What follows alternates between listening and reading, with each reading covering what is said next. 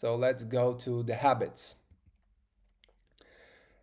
If we want to be prolific producers, we have to have music production routine. And this is something that I've seen a lot of people failing. I've seen a lot of like weekend producers, or I'm waiting for inspiration producers, or people who sit down when they, do some drugs or alcohol or something, and it doesn't work. It doesn't work because music production needs consistency. Music production needs process, needs a lot of time, a lot of effort, and in order to put that effort, we need to have strong routine. I've learned for myself that the best routine for me is to work on my music early in the morning.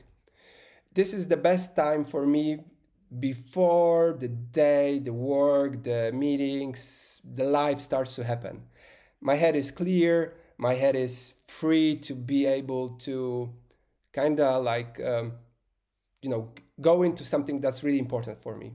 And if I do it early in the morning before everything, I can cross check this and I'm done. Like I'm done. I feel already fulfilled that this is a good day because I already work on the music. So if you don't have strong music production routine, and by strong music production routine, I mean you work 5 days a week at least. Ideally every day, but 5 days a week is a good routine. 4 days a week would be also a good one. If you don't have good this routine now, I would advise you to pick a time of the day when you think you would have a time, when you know you can clear the room, clear the space, clear the head, and to go into the music. It's the best to set out the same time every day because we are habitual creatures and we learn the patterns. Our mind consumes the most energy in our body, and because of that, it constantly looks for the ways to optimize this energy. And having habits, having routines is a way to optimize the energy that mind uses. So that's why we work on triggers, that we are in some place and that we do some action. Yes, some habit is triggered. There is a certain time of the day, some habits is triggered. Like, I don't know, some people drink coffee in the morning. Some people drink coffee on 3 p.m. Some people smoke joint or cigarette during the evening. You know the drill. I'm sure you are adults who know what the habits are. So to create a good habit, pick one point of the day and stick to it. Be consistent. Work on it. Start with the small steps. 15 to 20 minutes. That's a good start. And that's a good amount of time you can actually do something. Create a pattern. Create a drum rack with some good samples. Move to the arrangement. Find good sounds to your melody or something. You can do something in 15 to 25 minutes. I recommend working on Pomodoro technique. If you don't know what that is, Google it out. I will write it on chat. Pomodoro. It's a simple technique when you work 25 minutes and you take 5 minutes break. 25 minutes, 5 minutes break. 25 minutes, 5 minutes break, and then you take a longer break. It's perfect. It keeps you focused on the stuff you're doing. I will talk about it more, but yeah, starting with a Pomodoro every day, that's something really, really good to have in your routine. Okay, next habit you need to develop is the habit of finishing tracks. Yes, Pomodoro is a Max for Life device. I've learned that finishing tracks is like a muscle. And as with all muscles, you need to practice them, you need to give them a stretch, you need to give them some pressure in order for them to grow and to be able to lift and to get the to be strong. So what I mean by that is to able to help you to finish the tracks. So the more tracks you finish, it easier it is to finish the track because you got that muscle and it can carry you from start to finish. And every time you finish a track, you putting a check mark on your identity that you are a finisher. So finishing tracks is also a habit. You should be able to, or you should develop this routine of finishing tracks. I don't mean finishing every project you start, but finishing all the ideas that have the potential and you kind of like see in your mind and hear in your mind that this could be a track. This is something to go after. Yeah, this is something to finish. So don't start a new track, finish the tracks that you already have not finished. I'm sure you will learn a ton, and the muscle of finishing tracks will be bigger, and it will help you in your music production journey. Then you need to get into the habit of getting feedback. This is super important because most of the time and this is very important when we start, we don't know what we don't know.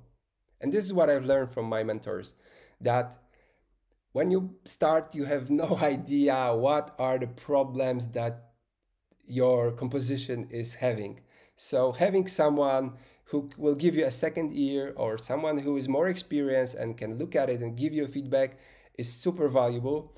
And when you start, you need to get into the habit of sending people tracks. And this could be done through the community you may be in, or you've joined, or you will join, or just creating a bunch of friends who you know they are into music productions. They have a good ear. This could be DJs or just fans who will listen this track as a listener, not as a producer. Because then when they listen as a listener, they can like sit back and listen how this track make them feel, what elements are really important, maybe what problems they encounter. And this is super important because when you produce, you are too close to the piece, and this causes you to not hearing and seeing the issues you might be having.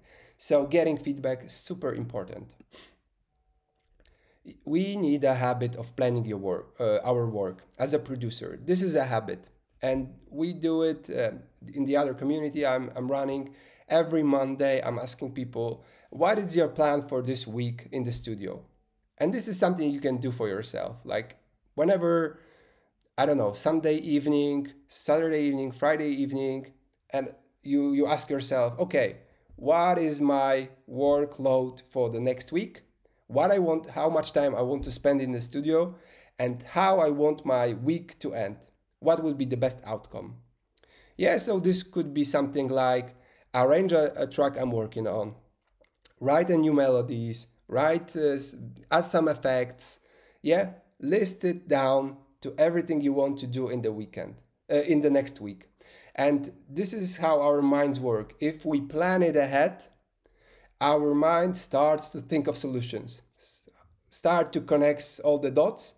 So it is easier for us when we enter the next week to actually execute those ideas. And situation might be that you will end up, I don't know, 50% making a plan. That's still better than nothing. Or you might end up completing a plan 100% or 120%. In my experience, that varies from week to week, but I've learned and I observed that the people who plan their work are the people who execute the most, are the people who send their tracks for the feedback, and the people who really are making progress. So planning our work is super essential, and this should be a habit of the music producer. Then the last habit is challenging yourself. I don't want you to sit on your skills, on the stuff you know already. I want you to grow all the time. And this is actually the main theme of being a music producer, that our goal is to develop ourselves as music producer, not to create great tracks. This might sound counterintuitive, but whenever you will work on yourself, on your skills as music producer, the output, which is tracks, will be just better, because this is like the byproduct of your growth. So focus on your growth of your skills, growth of your knowledge, and you will see how the quality and quantity of your tracks rise. I promise you, this is how I see with everyone. Just grow, and you'll produce better stuff. Okay, and the last one, fitness routine. Super important. Again, we are sitting most of the time in front of computer, a lot of hours. If you have sitting job as well, then combine sitting job with music production. This is a recipe for back pain, knee pain, flat butt, and lots of health issues. Yeah. So fitness routine is super important. I don't want to like be a you know fitness coach here, but I can't stress this enough. This is super important, and I've learned this on my mistakes, like having my shoulders too rounded, which has problems with my backs, having problems with my knees, having problems with my hips. Like I've learned this the hard way, so please don't do these mistakes and invest in the fitness routine as much as possible. Yoga and lifting, this is the best you can take. But if you are into a sport, like do the stuff that makes you happy. Like I play volleyball and I love it, and I'm so happy that I was able to find a coach, a team, and to be in this like a sport routine two times a week with the coach, and then being in the gym and stuff. This is super great, and also great for your head, because we are thinking a lot. This is a mental game in the music, but also a body game, how we feel the music. But if we are doing sport, if we are playing some sport, playing some game, we have the mind concentrated and being in the moment, which helps us to process everything what has happened.